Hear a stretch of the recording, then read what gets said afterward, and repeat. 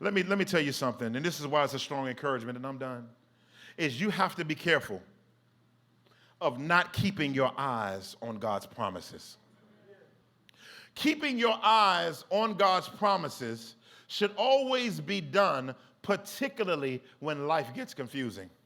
When life gets to a place where it doesn't look like the ideal life that you wanted as a believer or a human on the planet, promises help keep you grounded when your eyes are confused by what you see in your life. Let me see if I can make this plain, and I'm done. I don't know if it's Pastor Mark or another pilot, and so I was wondering, how did John F. Kennedy Jr., why did his plane crash? Why did it crash? And there was no reason for it to crash. He said what probably happened is at certain points when you're out over water flying, you can't tell the difference between the sky and the water. He said, and your natural tendency, I don't know if he said to push down or to pull up, but he said you have to be careful when your eyes, or utilizing your eyes as a way to give you direction. He says, when I look out and I can't recognize things, I look down at my instrument. Because I know that my eyes can play tricks on me sometimes.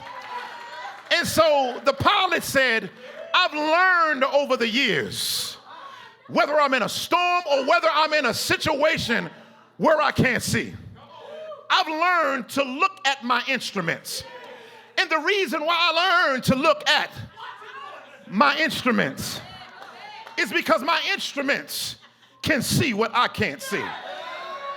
My instruments has a radar that can detect things that I can't detect. He said, I'm looking out in the water and I don't see land, but when I look down at my instruments, it's telling me that land is on the way. But when I look up with my eyes, all I see is dark water. But I have to take my eyes off of what I see. And I have to put my eyes on what can see for me. And so he decided that he was going to look down at his instrument. And he wasn't going to let his eyes fool him into crashing. Because if you let your eyes fool you, you'll crash somewhere.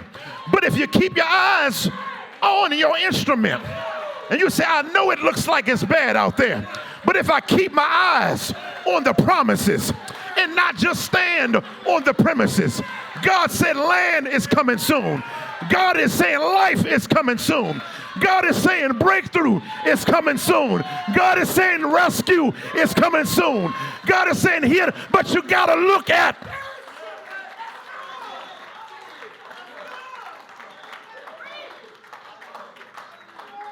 You got to look at your instrument. And you got to tell the devil he a liar. Because the enemy wants to be your instrument. And that's how you get into an entanglement. Sorry, my bad.